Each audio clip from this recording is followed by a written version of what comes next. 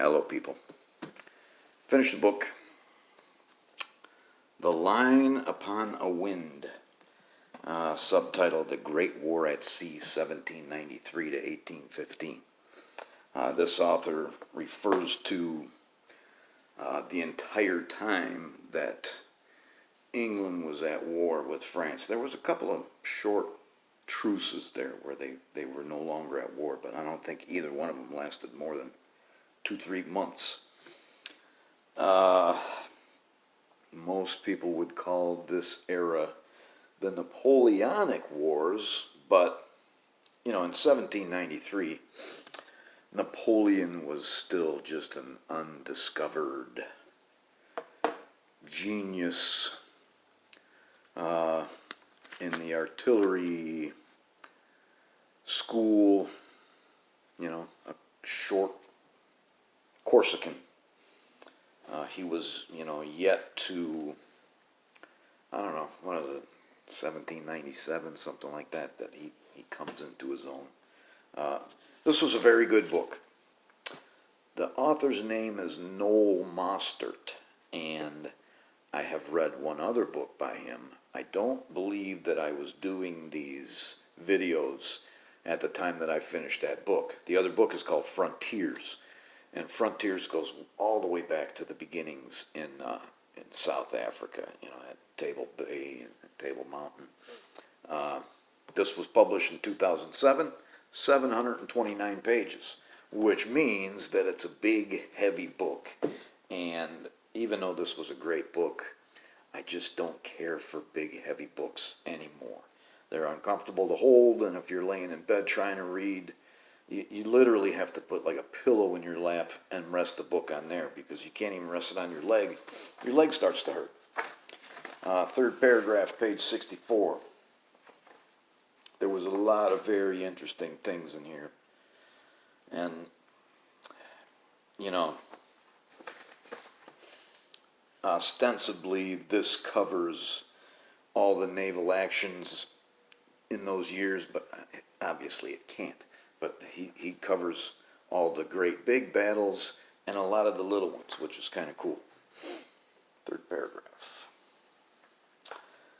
This is the very beginning. He goes into some of the history of wooden ships in the age of sail and what it took to build a fleet. And take the example of the 74-gun ship, the building of which, according to one estimate, required about 2,000 oak trees. Altogether, a 74 consumed 3,000 loads of timber, representing the produce of 57 acres of land. A load represented 50 cubic feet. An average oak contained about a load of timber. The Royal Navy's annual consumption of timber for building and repairs was estimated to be 60,000 loads, or 40,000 full-grown trees. The building of merchant ships of all types consumed 72,500 loads a year. How could it last? This was nature, requiring a century for oak to reach maturity. And there's actually some building plans on the next page where some of these pieces for the ship, they had to go searching around for an oak that grew in a curve, or one that had a great big split in it.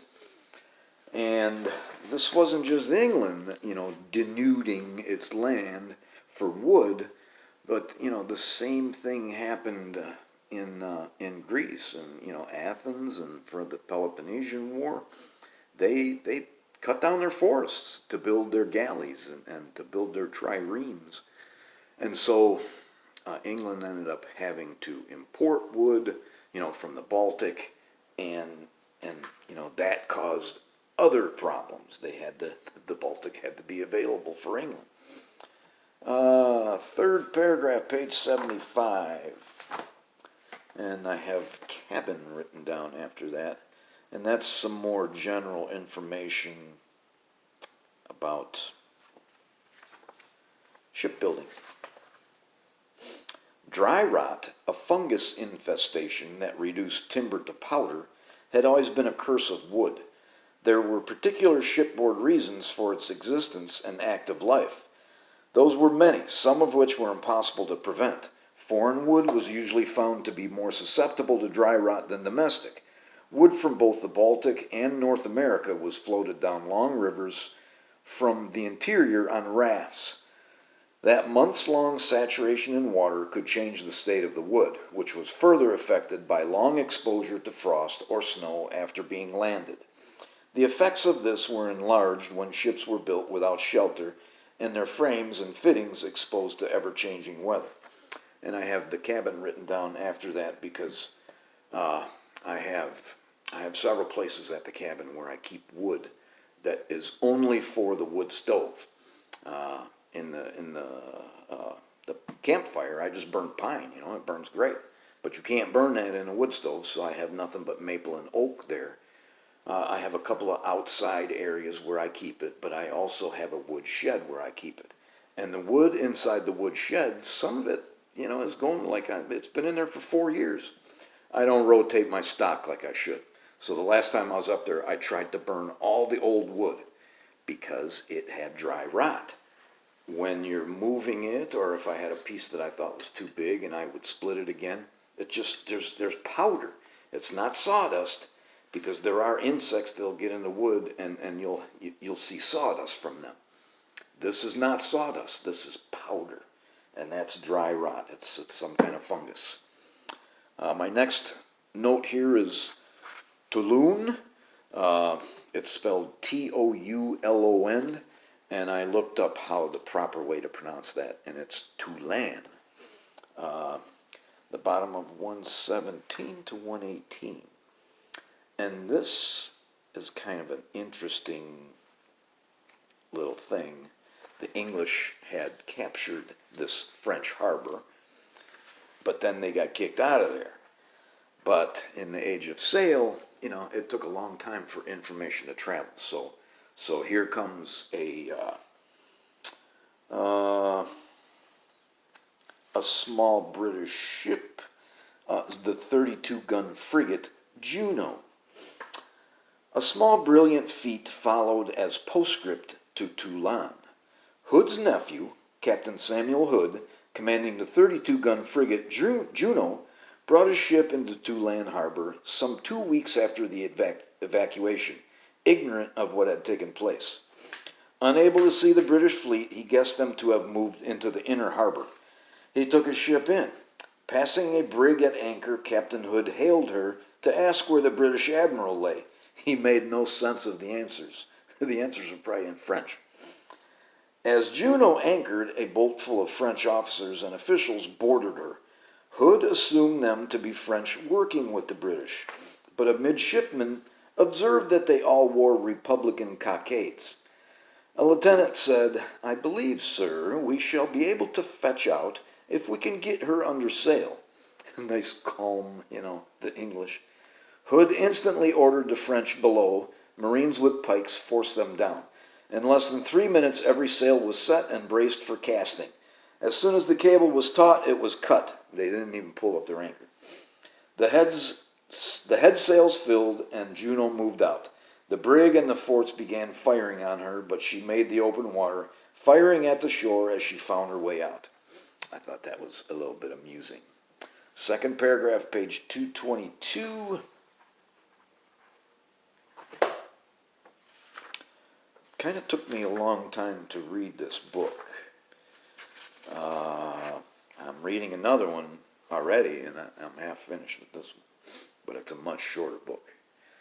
Okay, this is in regards to Nelson, and my note here says it goes bad at Tenerife, the flipper, and Tenerife is an island that's one of the Canary Islands, I think.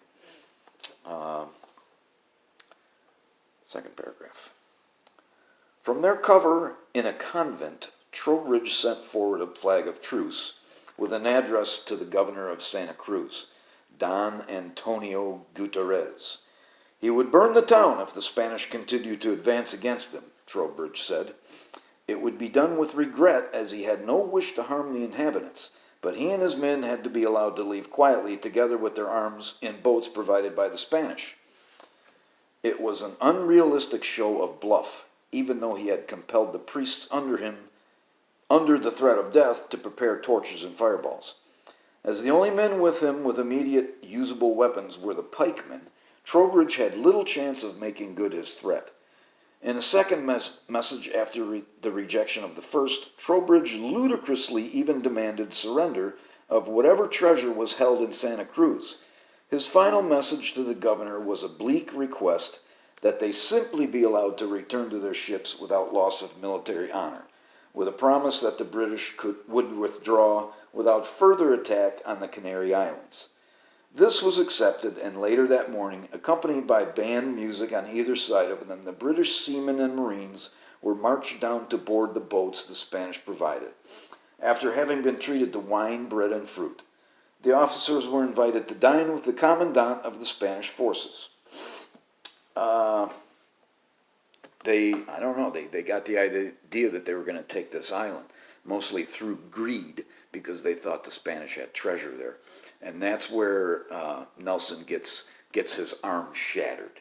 And Nelson, after the successful operation to remove portions of his arm, referred to his arm as my flipper. And there was a little bit in here about the operation itself.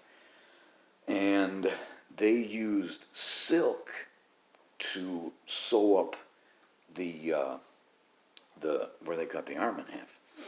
They actually cut the skin further down, and then they kind of tied it in a knot over the huge gaping wound. But Nelson's silk had got infected, and he was getting worse and worse. And then one day, the silk just fell out, and he got better. My next note is Nile, or Aboukir Bay, and that was the big battle, usually referred to as the Battle of the Nile, but it was not on the Nile, it was at Aboukir Bay. And this was the French fleet that had brought Napoleon and his troops to Egypt, and they were going to, I don't know what the fuck their plans were, they were going to wait there for them, I guess, but,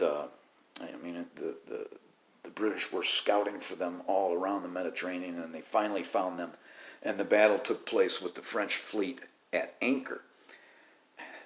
5 ships of the French fleet didn't even take part. They could see what was going on. They didn't even take part.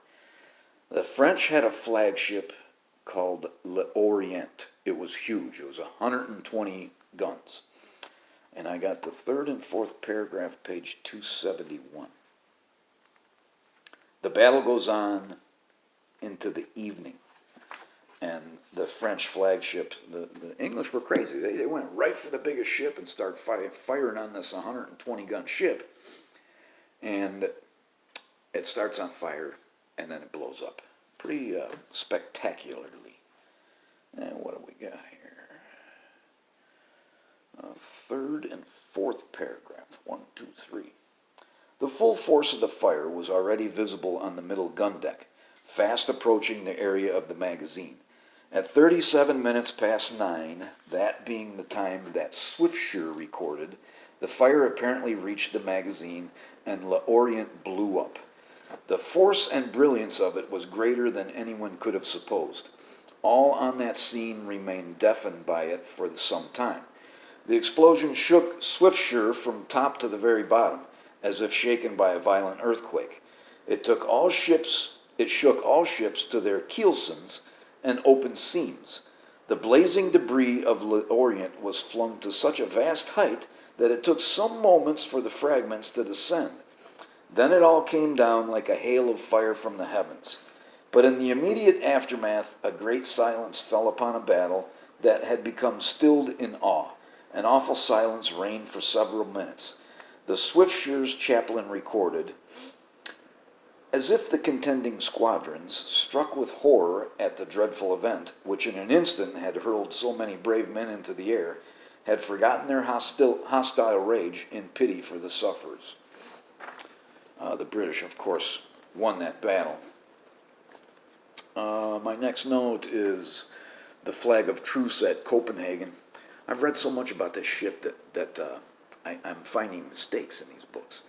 I suppose I could be mistaken, and this world-renowned author was correct, but reading about the Battle of Copenhagen, which was just incredible, there is some controversy regarding the flag of truce, because Nelson, when the flag of truce came out, it was supposed to be just to remove dead bodies.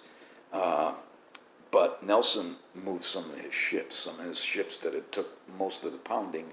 He got them out of there. The flag of truce ended up ending that battle, but there's a little controversy there. And I only wrote that down because the author doesn't say anything about it. My next note says Emma's big fat ass. The author also doesn't say anything about Emma's big fat ass. Emma was Lady Hamilton. She was still Hamilton's wife, and Nelson starts sleeping with her. They have a baby together, and it's kind of a scandal. It's scandalous. And when he first meets Emma, she's supposedly a very beautiful woman. She comes from a very low background. She's really like a prostitute, and she gets traded around from these people and ends up with Hamilton. But as time goes on, as Nelson is sleeping with her and in love with her and she's in love with him, Emma becomes enormous. And a lot of times they don't write about that at all. But I have seen first-hand accounts of people meeting Emma, and the one guy said that she was the fattest woman he had ever seen. So that's pretty fat. Top of 480. As all these books do, it kind of leads up to Trafalgar. But this one has a lot to go after that. Nelson, of course, is killed at Trafalgar. Kiss me hearty. 480.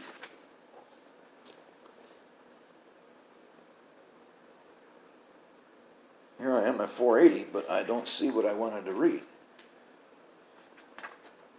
God damn it. I apparently wrote the wrong... Anyways, I was going to read, I think I've actually read this before. Nelson wants the signaller to signal to his fleet. England confides that every man will do his duty. And the signal man says, look, I have to spell out confides letter by letter. If I can say expects instead of confides, then I can do it with one signal. And Nelson says, go ahead. That's all. I wrote down the wrong page. Top of 637. And this is in the War of 1812. The Americans do a lot better than anybody thinks they are going to do. There's a lot of reasons for that. The Americans built some very good boats. They had very good crews. And a lot of times, 1/3 of their crews were Englishmen that had deserted from their ships. So instead of some drunks that they had impressed, the Americans had crews that they paid well. They were professional seamen, and so they did really well. And it was like single ship actions. But this one here is kind of a famous one. The HMS Leopard wants to have individual battle with the American Chesapeake, and the Leopard wins the battle. But Leopard is waiting for Chesapeake to come out of the harbor, and Chesapeake looks like it's going to take its time. So the British captain sends a note in that says, Sir, as the Chesapeake appears now ready for sea, I request that you will do me the favor to meet the Shannon with her, ship to ship, to try the fortune of our respective flags. Which, it's just, those were the days, I guess. I mean, you still got killed in battle, but at least everybody was polite to each other. Last two paragraphs on 672. Oh, this is going way too long.